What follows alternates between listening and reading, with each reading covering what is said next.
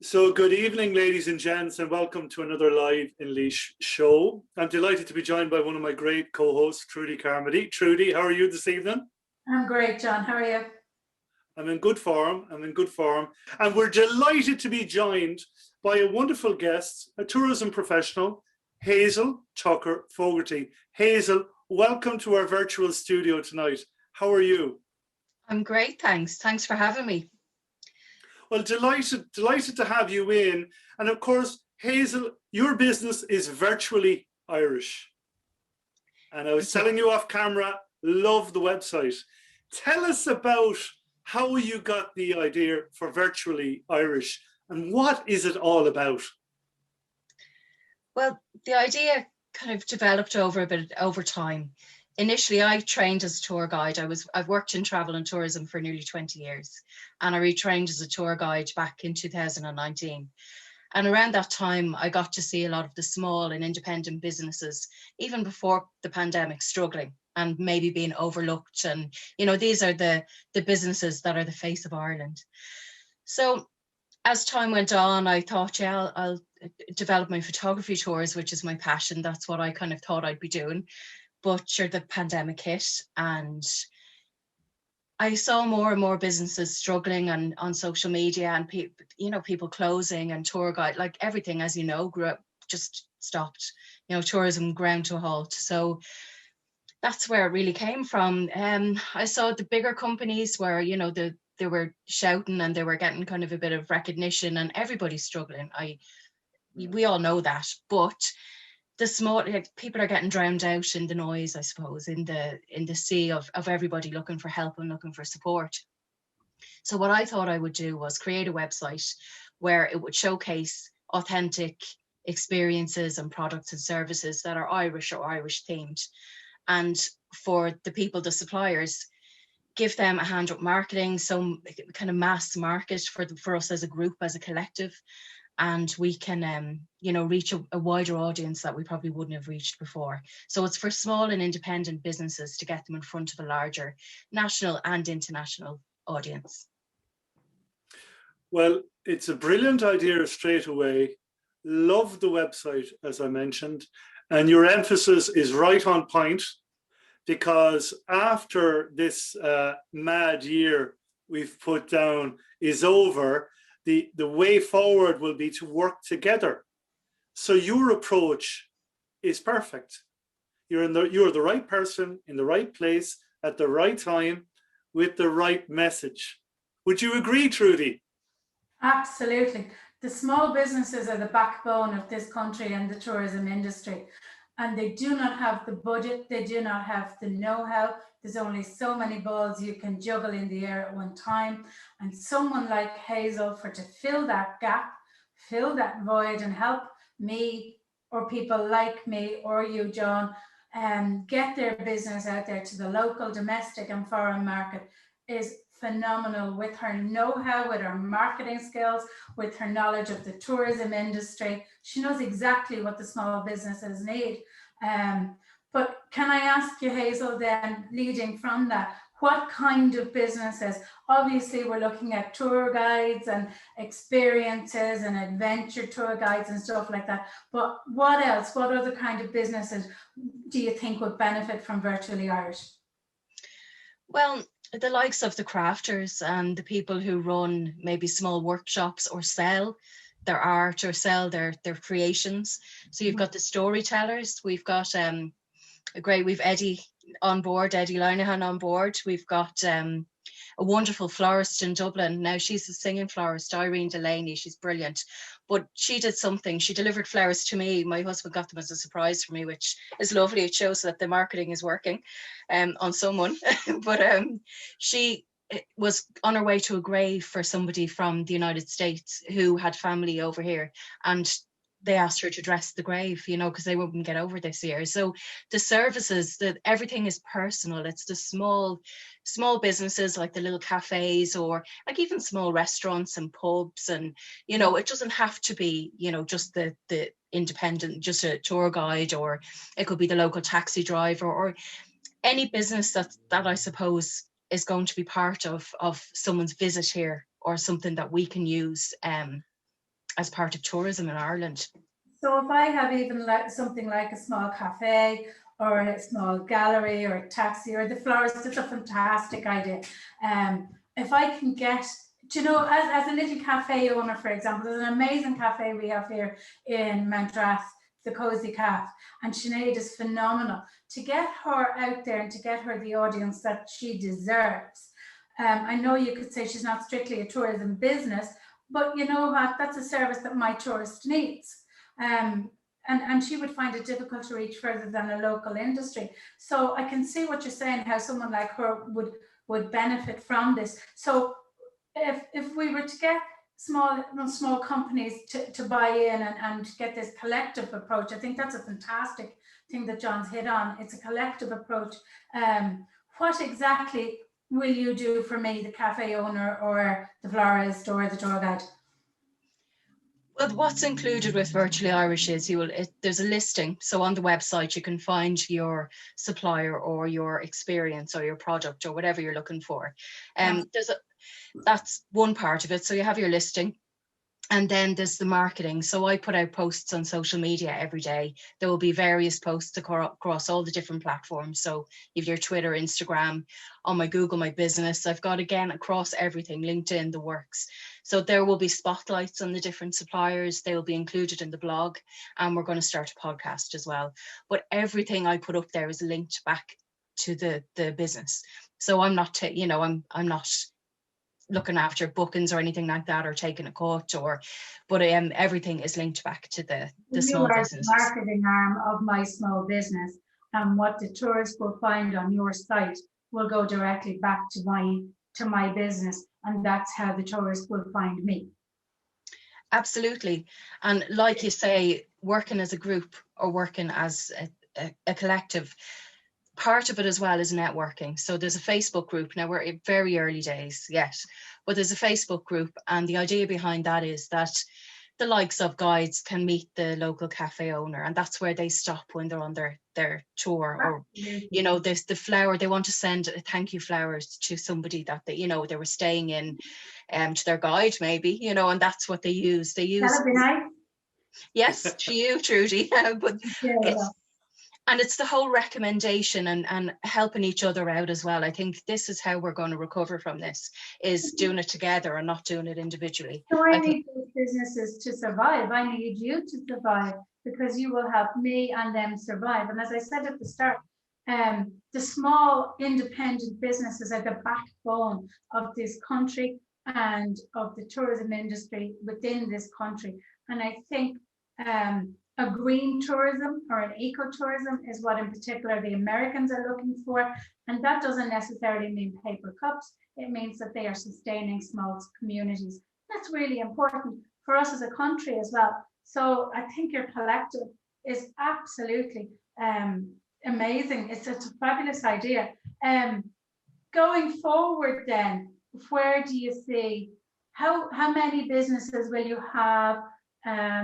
Say this time next year, things are taking off again. I have customers coming in, lots of them, because they can't wait to come back. Where do you see yourself, apart from very busy, where do you see Virtually Irish going?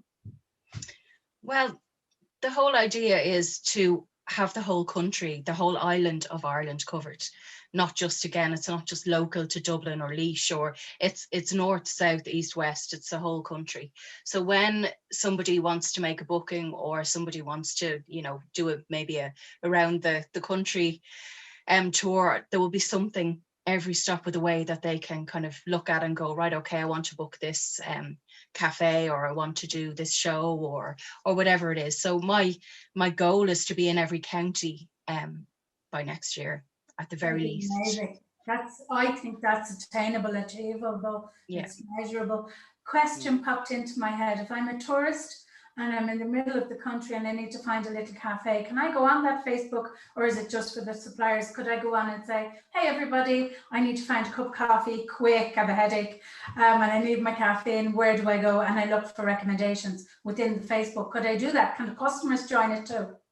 Yeah. I haven't made that one public yet because we're still in the testing phase, but there is a Facebook group set up ready to go for the public. So anyone can use it. People in, it doesn't have to be someone coming from abroad, but it can be, you know, local recommendations as well, which I think is as important, because, you know, it's the little, like you say, the little cafes or the little bakeries, or, you know, that you might have never heard of, that, you know, all of a sudden you're getting these recommendations. You know, Trudy recommends X bakery for pastries or whatever. So it's yeah, there will be a group that's open to everyone. Our industry is domestic.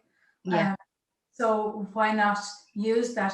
But you can also talk to the people. You can kind of send a message, and you're meeting the makers, you're meeting the crafters, you're meeting the storytellers. So it's all about personal service. It's all about giving that experience that you're not going to get on a big bus, or you're going to see the real Ireland, and you're going to meet the real people behind, you know, behind what Ireland is, really. So you work for the businesses and the local independent businesses, and you are also for the public, domestic and foreign visitors. Yeah. Everyone will benefit, really, won't they? Yes, that's the idea. Yes. And, you know, already there's been a great uptake with them. We've a good few people signed up who have taken part in the testing phase, and they've said, yeah, they're very happy with the way things are going. We do, there's virtual tours. We're involved with a virtual company, Hago, that does virtual trips. And because of that, we've put together a lovely network of guides as well. So it's been great. It's just growing every day. There's more interest and more people kind of getting involved, getting in touch on social media or whatever. So it's potentially it could be very busy. Tell us more about the Hago and the virtual tours that you're doing at the minute. I know you're quite busy doing those, showcasing parts of the country. Yeah, so I was doing my market research last November, and I stumbled upon virtual trips, as they were called then. And I thought, oh, I'll see how these guys are doing it, and see, you know, can I do my photography tours, which was my original idea. And I ended up working with them. Now they're free tours, but they're tip supported, and that's how I'm supporting Virtually Irish at the minute. It's, you know, slowly, as they say, but they're great. There's destinations all over the world. But our little team in Ireland, there's 10 of us now. And we have, like, for example, on St. Patrick's Day, we showcased the island of Ireland to over 1,100 people. So they celebrated St. Patrick's Day with us, and they had a blast. We made sure we talked about the global greening. They saw green buildings. They saw Irish coffee demonstration. They saw the best of what they saw us. We really were proud to show off our country, and for everyone to celebrate it with us. And the buy-in was amazing. You know, the laugh people had, all the comments that were coming in, and, you know, people really got into the spirit of it. So it was a fantastic experience. But that alone, just from our group of guides, just on the island of Ireland, because we've the two guys up in Belfast, and we've a new guide in Donegal as well. But so we are 32 counties with virtual trips, or Hago as they are now. So we are 32 counties, and you will be, as Virtually Irish, 32 counties as well, yeah?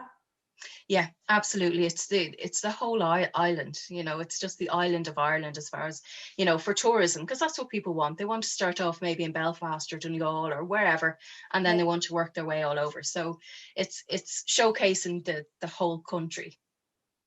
Fantastic. And again, Hazel, you're the best people and the best salespeople for Ireland Inc. And the beauty of the virtual trips, for example, I'm looking at tomorrow, you have a Father Ted tour tomorrow. That jumped out of me straight away. And then a Simon in lovely County Clare. That whets the appetite for people. For, you know, people are, what is this Father Ted tour? Maybe they don't know the background to the wonderful comedy series. And then what you're doing is you're building a bigger audience that didn't exist before. You have new people who are into that. And then, of course, you have all the spin-offs with the merchandise, with maybe a comedy walking tour.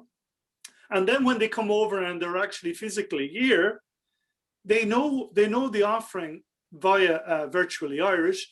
And they've planned a road trip, but we can go to an assignment, we can go to Hazel in Dublin, we can go to the two lads in Belfast, we can go to the new guide in Donegal. And what you've done is you've built, from hyper local offerings, you've built a community that's connecting all these hyper local guides and what they do and what they show. Yeah, the Father Ted one is brilliant. Janice, she's TED Tours, she's great. And she only started now recently, and the feedback, people love her tour and her personality. You know, she does it well.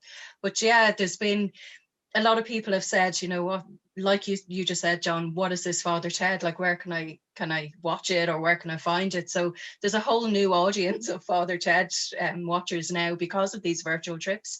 And like that, they're starting to, you know, they'll recognize, Janet will point out different places and say, oh, this was in episode 2, or this was, you know, and it's even just looking at the Facebook group, there's Hey Go Voyagers Facebook group.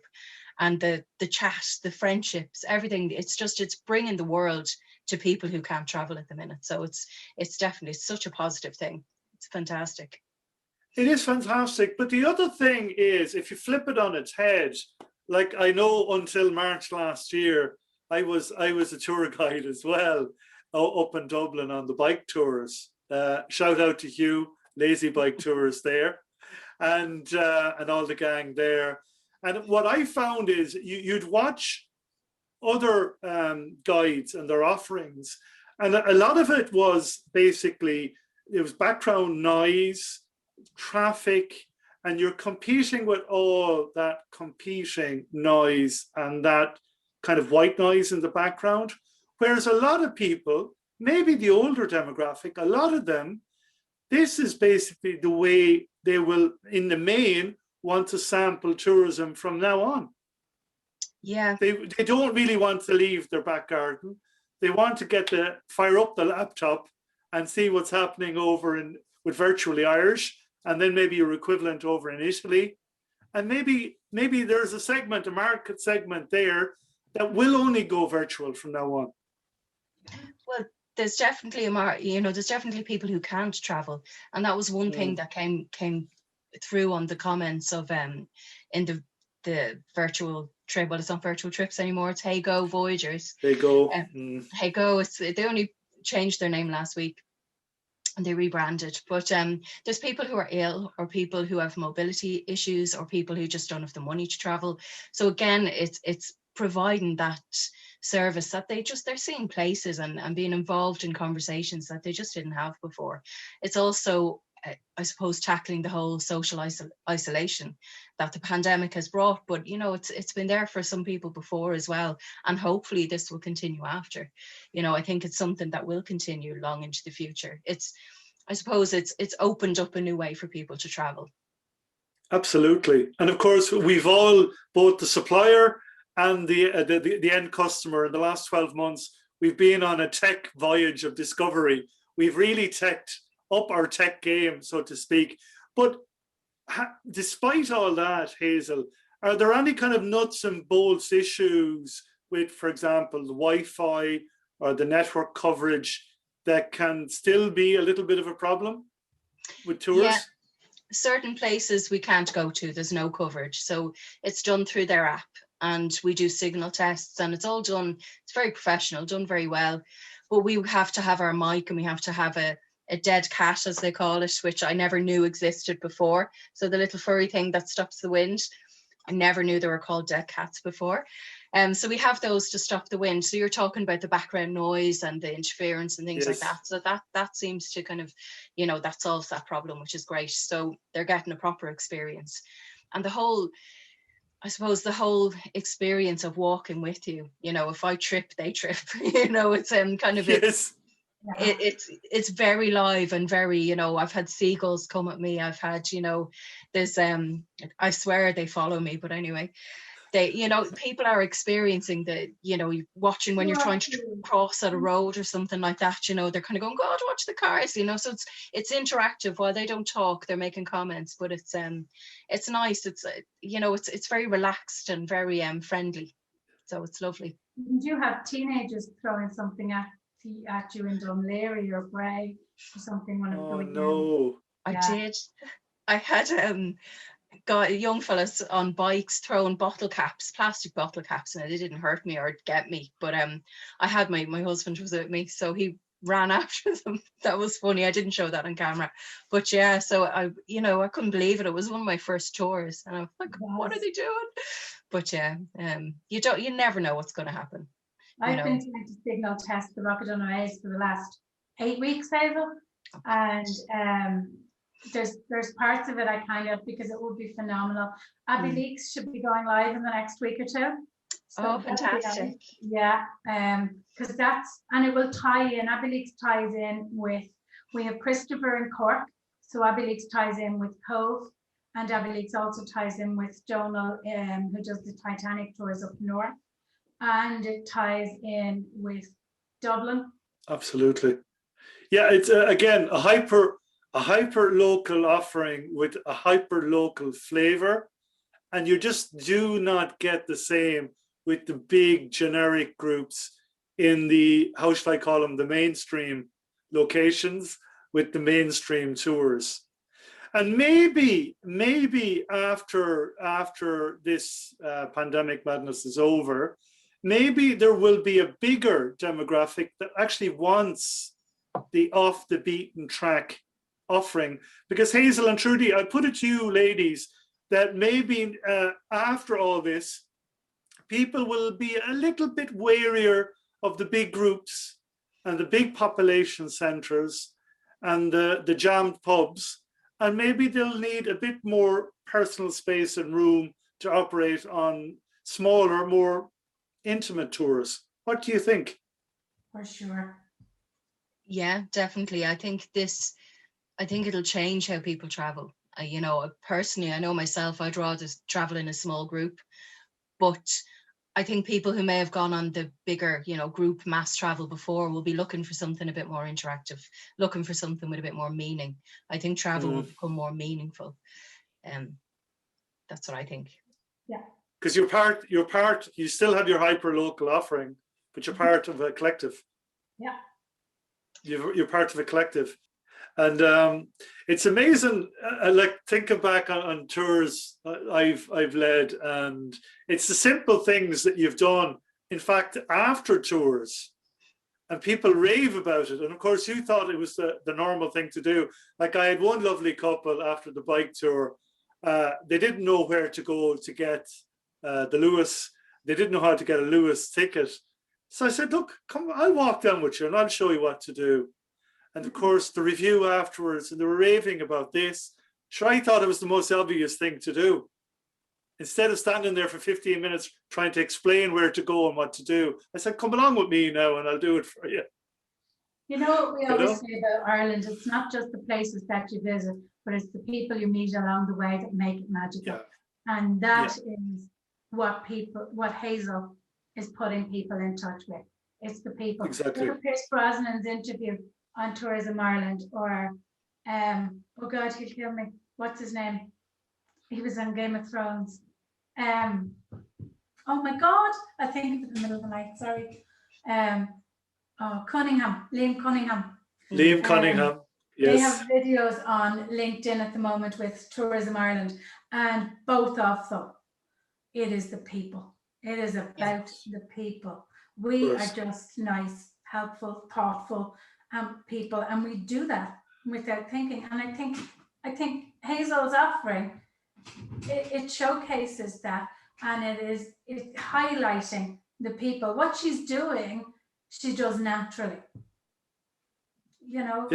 Just absolutely. En masse. Yeah. Yeah.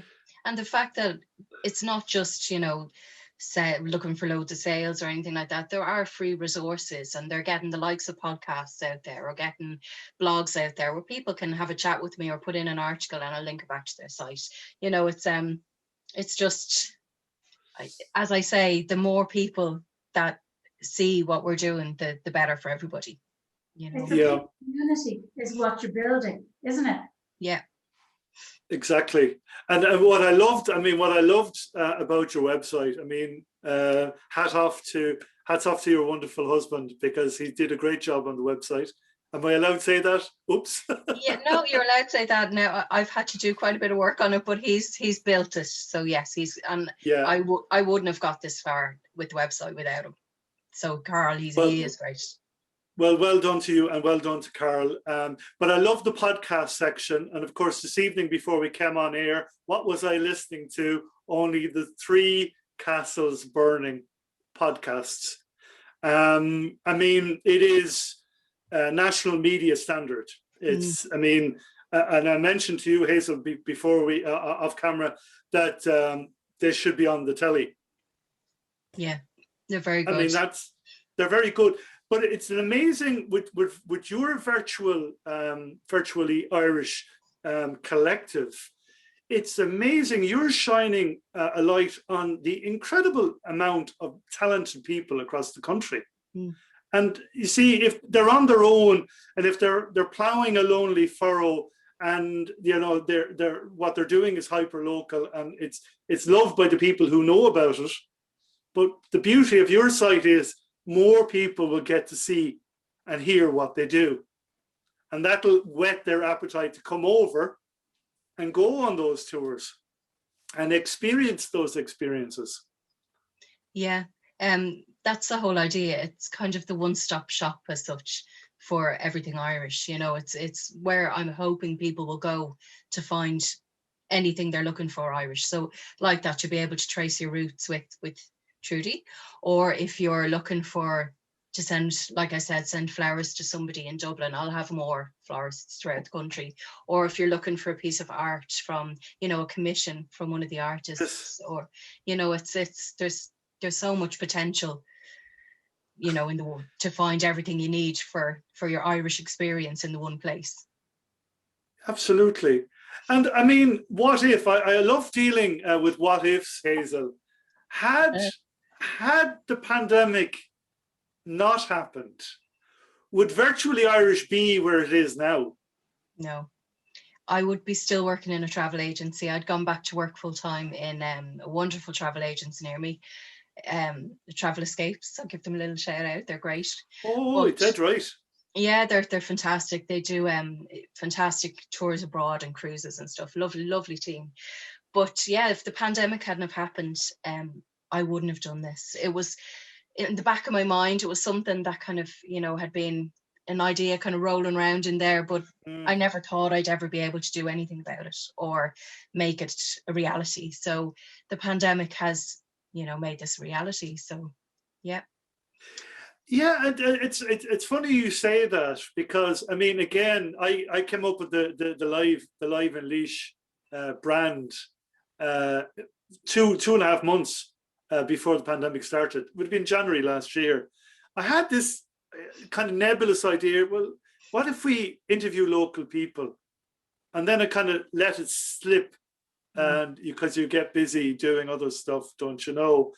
And then when the pandemic started, I said, aha, well, now we have to go and learn how to do all this, all the tech stuff.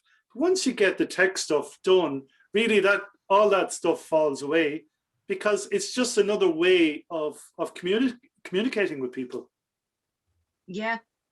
And I think the pandemic, as awful as it has been, you know, everybody's hurting from it, but it's put people in a position where they suddenly have time, and they can, the creativity that maybe was forgotten about or never grew has suddenly been able to flourish. So there's a lot of people, you know, you've seen it on social media, you've seen businesses pop up where, you know, lots of different artists, and some of the work is just phenomenal.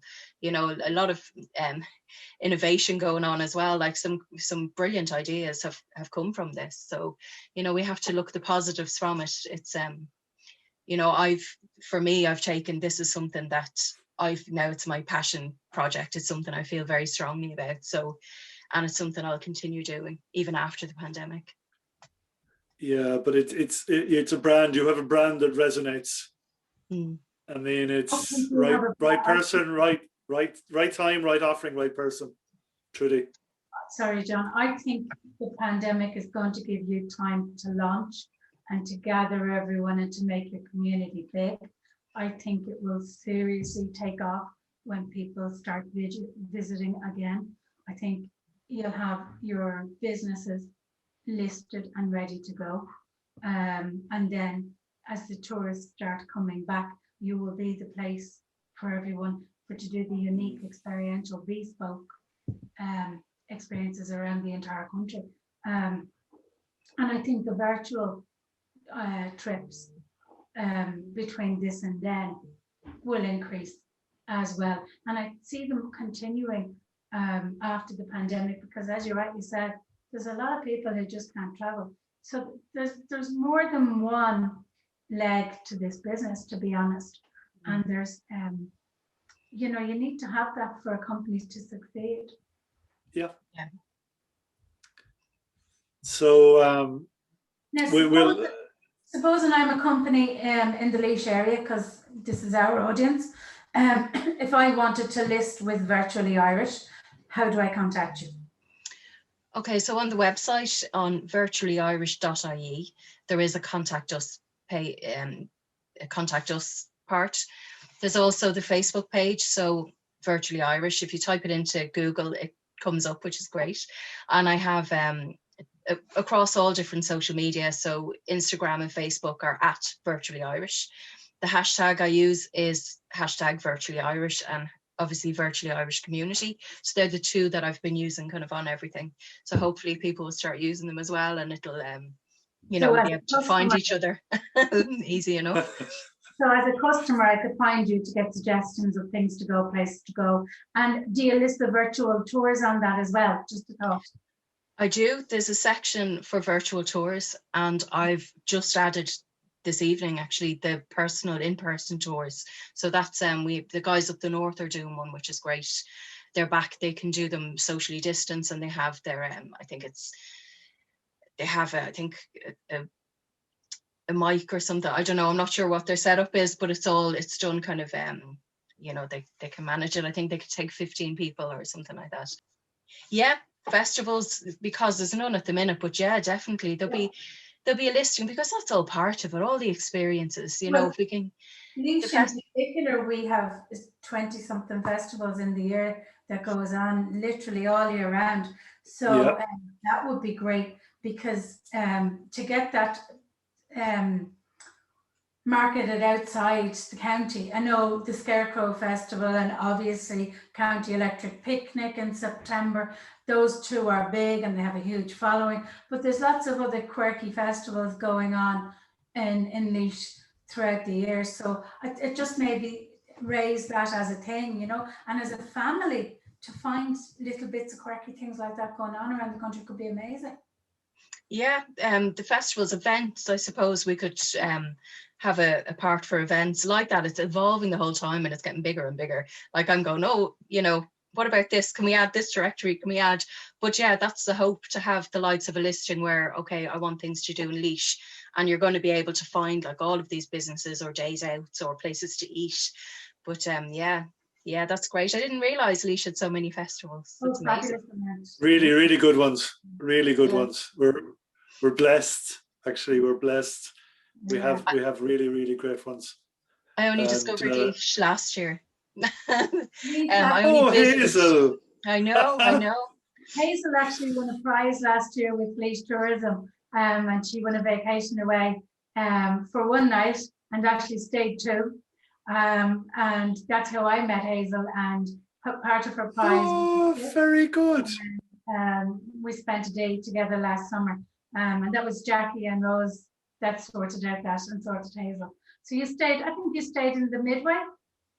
In the Maldron, Portland. Yes. Yeah.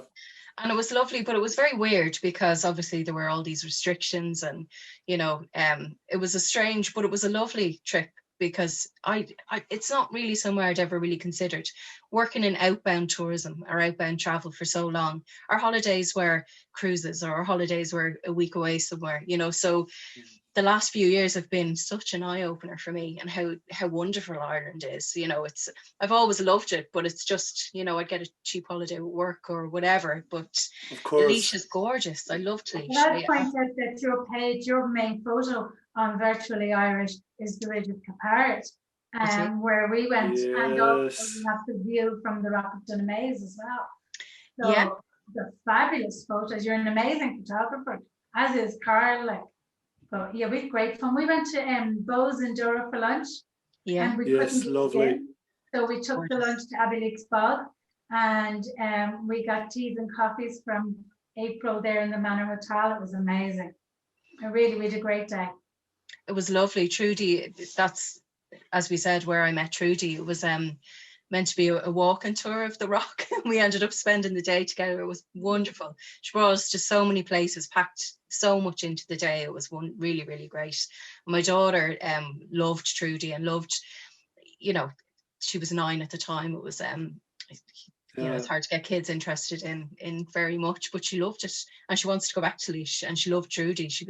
Trudy engaged her in a way up, especially on the rock, that, you know, telling her the history and kind of making it fun and making it was brilliant. She's a very good guide. She did more research on the rock afterwards, didn't she? Yeah, she took a great picture as well, my daughter. So it's, you know, put us all to shame with her photography skills. But yeah, it was beautiful. I couldn't get over it. There's 2 of the pictures on the main slide are Laois. Well, you know, that's just why Virtually Irish is going to be so amazing going forward. And it's not just your passion, and it obviously has a huge passion. But you just said, I would have never gone to Laois. And the reason is because nobody told you to. Yeah. That's all. It's simple. Nobody said, hey, Hazel, did you ever hear of Laois? It's the little county, counties to the left. You know, it's on there. But nobody said, and did you know there's the bog, and there's the slate blooms, and we did everywhere. We went from Collection to Duro, Abbeyleak, Slave Blooms, Mount Mellick, Port Laois, Emo Court. We did everywhere that day, and Timahoe. But Hazel knew none of this, and only because nobody's saying, hey, try Laois. Well, obviously, Laois a phenomenal amount of work in the last few years with Jackie and Rose from Big Idea. But this is how, and that's how Hazel got to Laois, in fairness. But nobody knew, why would you visit Laois? And until somebody markets this and tells you what's available and actually tells you the activities, because as a family, I'm going to choose where I go based on what my kids can do there. Yeah. I'm the same. You're restricted, you know, you're kind of, as much as you'd love to be going off doing whatever, you have to keep the kids happy, you know, and it's that's the reality of it. Yeah, so there's small independent businesses, cafes, adventures, tour guides, storytellers. They're going to need you, and I think really, really hats off, and I wish you every success. I really do. Thanks very much. Yeah, no, it's going to be. I know. I just feel it in my bones. It's going to be a huge success. I think you have a great business model. The collective aspect of it is you're building a community. Yeah, well, it's a tribe.